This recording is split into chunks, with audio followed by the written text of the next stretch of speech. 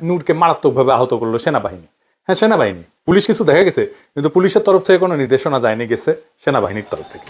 যদিও ফজা পাগলারে নিয়ে কিছু করি না, কিন্তু এই সমস্ত ঘটনা কিন্তু একই সুতায় বাধা। আমি দেখাই দেবো একে একে। আগে দেখি এই হামলায় সেনাবাহিনীর কে কে ছিল।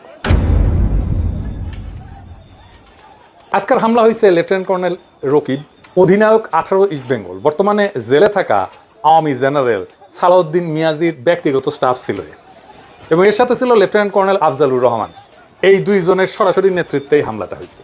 আর হামলার মূল হোতা, মানে যার কাছ থেকে পারমিশন এসেছে, সে হয়েছে 9ম পদাতিক ডিভিশনের জিওসি মেজর জেনারেল আসাদ, আর এক আওয়ামী লেসপেন্সার।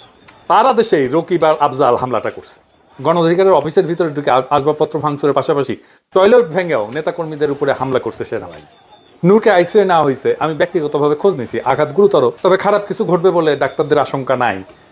এবং আইসিইউ আসলে নেওয়া অবস্থার অবনতির জন্য না, বরং অবনতি যেন আরো না হয় তার আগাম ব্যবস্থা হিসেবে এটা করা হয়েছে। আমি সবাইকে আহ্বান করব, নূরের দ্রুত আরোগ্যের জন্য আপনারা সবাই দোয়া করবেন।